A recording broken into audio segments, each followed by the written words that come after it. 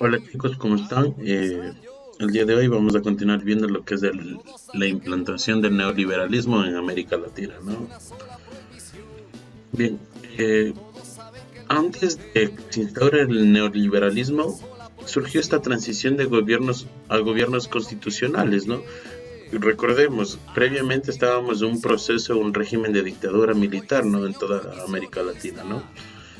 Esta transición a gobiernos constitucionales se caracterizaron sobre todo por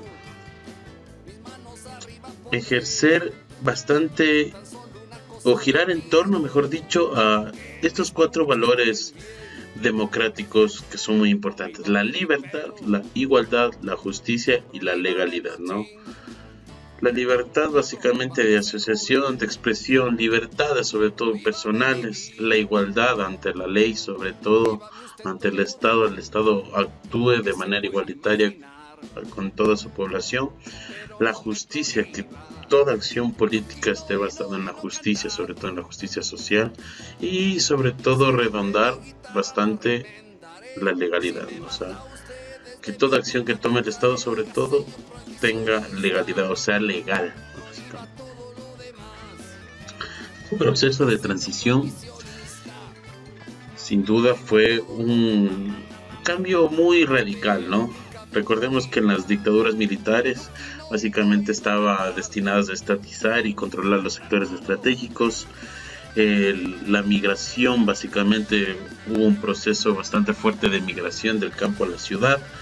Esto requirió una mayor demanda de infraestructura y servicios. Sí surgió de manera general la idea de desarrollo y subdesarrollo, sobre todo propuesto por las grandes potencias fijadas en América Latina, ¿no? Entonces, países desarrollados y países subdesarrollados, sus diferencias. Entonces, esto obligó a que las potencias busquen o se vayan por el camino de la inversión extranjera en estos territorios considerados subdesarrollados, ¿no?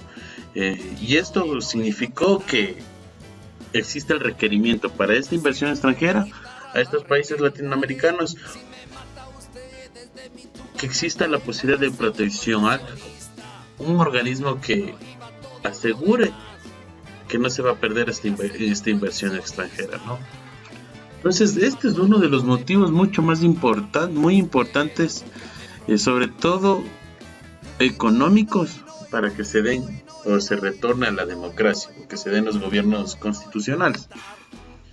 Estos gobiernos constitucionales básicamente fueron el camino resuelto para el mercado y las empresas.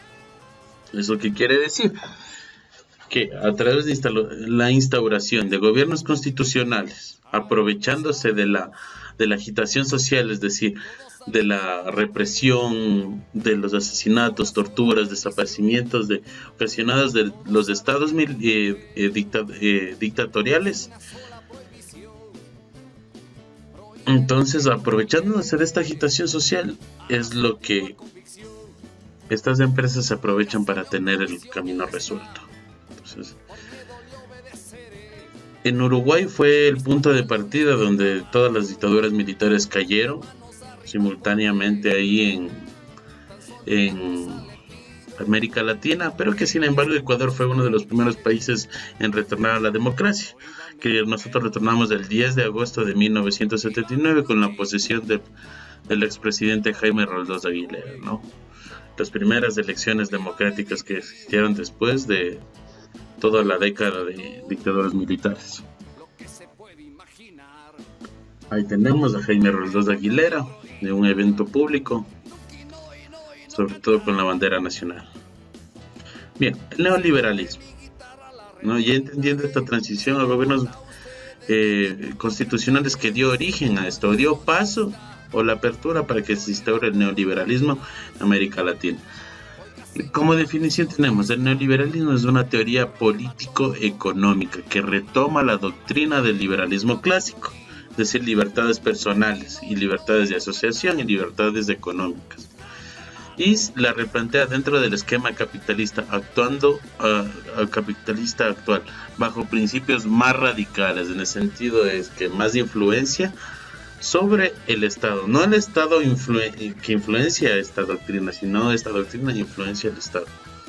¿Ya? Entre las principales características tenemos libertad de mercado, mínima intervención estatal, respeto a la propiedad privada, libre formación de precios, es decir, el mercado instaura precios, las empresas fijan precios, la libre empresa y contratación de trabajo, es decir, cada empresa verá cómo contrata a sus trabajadores sin respetar o sin regirse las normas y derechos, sobre todo de los trabajadores. La desigualdad social. Básicamente las empresas se vienen a alimentar de esta desigualdad social. ¿Por qué? Porque al generar desigualdad social, los pobres se hacen más pobres, van a tener la posibilidad de contratar mano de obra mucho más barata, ¿no? También se arraigan o se establecen estrechamente las clases socioeconómicas. Existe una gran movilidad social por el hecho de que ya ciertos sectores económicos ya no son importantes y se viene a principalizar otros sectores económicos, entonces esto genera movilidad social. Existe un crecimiento económico, es verdad, ¿por qué? Porque hay mayor ganancia para las empresas privadas y eso da la obtención de utilidades. Esto en el aspecto positivo, entre comillas, del neoliberalismo. Sin embargo, tiene otras características, ¿no? Entre ellas tenemos la desregulación, es decir, quitar leyes para que favorezcan la inversión extranjera y la ganancia, obtención de riqueza de estas empresas privadas, ¿no? La privatización, sobre todo la privatización de empresas públicas, ¿no? Empresas que son del pueblo, básicamente pasan a ser privadas o vendidas al sector privado. La desindicalización, eso quiere decir que se elimine toda la organización de trabajadores que luchan por los derechos de los trabajadores. Que se elimine esto. ¿Por qué? Porque cada empresa va a regular cómo ellos contraten y cómo ellos trabajan o cómo ellos se relacionan con los trabajadores. Esto también requiere una reducción de salarios para así mayor ingreso o mayor, entre comillas, ganancia de utilidades, ¿no? Mejor funcionamiento, igual entre comillas, de la empresa privada. Entonces, que la reducción también del gasto público, eso que viene a ser. El gasto público para ellos viene a ser la inversión en educación, salud y otros servicios fundamentales para los ciudadanos, para la población general. También en la reducción del gasto público viene a decir la reducción del tamaño del Estado, ¿sí? Ya no pagar a tantos trabajadores, sino reducirlos. Y este dinero que se generaba para estos trabajadores o excesivos trabajadores, se vaya o se direcciona en proteger las inversiones extranjeras, sobre todo, y la vida de las empresas privadas, sobre todo, ¿no? Entre las actividades fundamentales que se centra el neoliberalismo, sobre todo viene a ser en la industria. Eso es básico, ¿no? O sea, la industria viene a ser fundamental para el neoliberalismo. De ahí la banca, el comercio y el resto de servicios, ¿no? Son las actividades más importantes en las que se direcciona el neoliberalismo.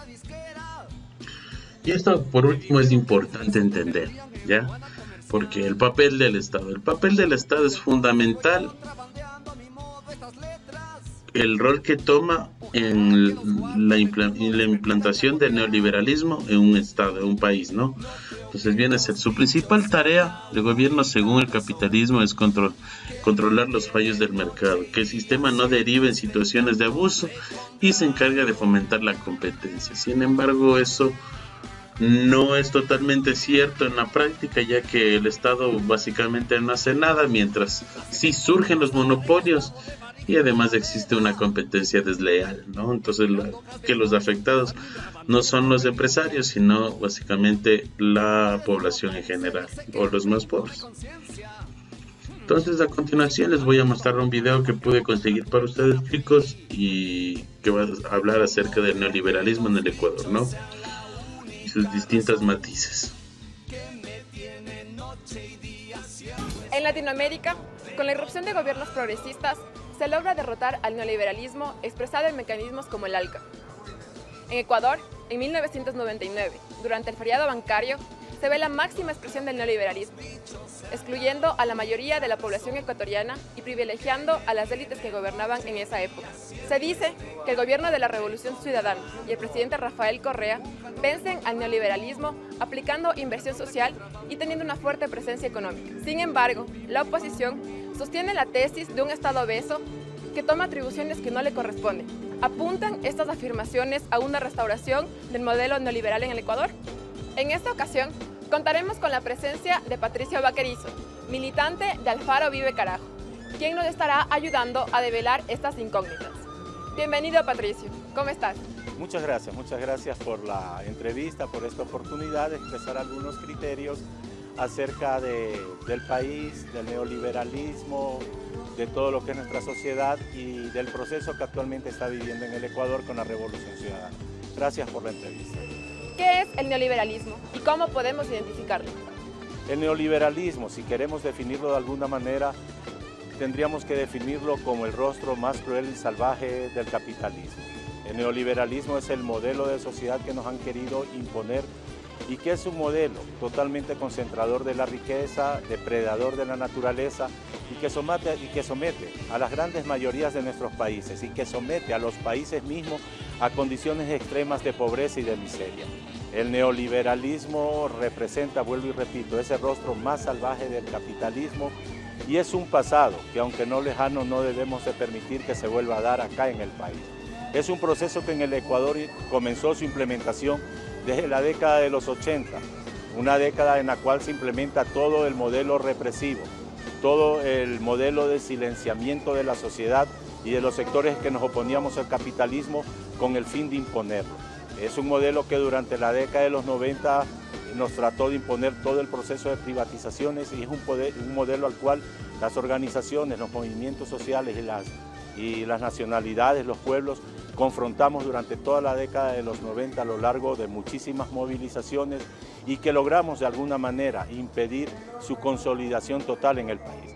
Pero es el modelo también el cual nos llevó al quiebre del feriado bancario, que nos llevó a través de leyes como la de los créditos vinculados a toda la debacle nacional que costó al país más de 8.000 millones de dólares. El haber dejado al mercado como la panacea de la solución de todos los problemas que se presentan dentro de la sociedad es lo que nos ha llevado a la situación que hasta el 2007 vivía el país. En el Ecuador, ¿cuál fue la máxima expresión del neoliberalismo? ¿El feriado bancario fue el resultado de la aplicación de políticas neoliberales? Si queremos buscar la mayor expresión del neoliberalismo, podríamos encontrarle en lo que fue la concentración de los grupos económicos y financieros, la concentración de la riqueza alrededor de estos grupos, ¿no es cierto? ¿Qué fue lo que decía, como decía hace un momento, lo que nos llevó a la quiebra del año 2000? Cuando la banca quebró y las empresas quebraron, pero ciertamente ni los banqueros ni los empresarios quebraron sus empresas y sus bancos y en ese momento llamaron o acudieron al Estado para que realice el salvataje bancario. Un salvataje que, como decía, ha costado al país más de 8.000 millones de dólares y que lo hemos pagado todos los millones de ecuatorianos que vivimos acá. Si queremos buscar algo que ejemplifique lo que representó el neoliberalismo en el Ecuador, es precisamente el salvataje bancario, la quiebra de los bancos y de muchas empresas acá en el país. Los medios de comunicación difunden a diario la tesis de un Estado obeso que se toma atribuciones que no le corresponden, además de un Estado empresario y empleador. ¿Qué cree que se esconde detrás de estas afirmaciones? Una falsedad y un criterio que habla de la lógica que utiliza el capitalismo, los empresarios y los banqueros para enfrentarse al gobierno. Los estados no son raquíticos ni son obesos por naturaleza. Los estados responden a las demandas y a los proyectos de la sociedad. Obviamente en el neoliberalismo, cuando todo se lo dejaba al mercado, cuando todo se lo dejaba a la empresa privada, cuando la empresa privada supuestamente o el mercado se ocupaba de solucionar los problemas del país, necesitaban un Estado raquítico. Ahora el Estado no es obeso, lo que hay es un Estado que responda a las demandas de la sociedad, un Estado que se ocupa de la educación, de la salud, de la seguridad, del ecosistema, en fin, de la vialidad, de las carreteras, de la seguridad, de la protección de los ciudadanos, de la protección a los ciudadanos de la tercera edad, de la protección de los ciudadanos que tienen enfermedades terminales o catastróficas. Obviamente, es un Estado que va a crecer porque es un Estado que se está ocupando de las necesidades de la sociedad, de las necesidades de sus ciudadanos. Ese no es un Estado obeso, es una concepción de Estado social que realmente pretende o trata de solucionar los grandes problemas nacionales. El Estado actual está respondiendo a esas necesidades y al modelo de sociedad que a partir de la justicia social y de la equidad pretende solucionar los problemas de la población.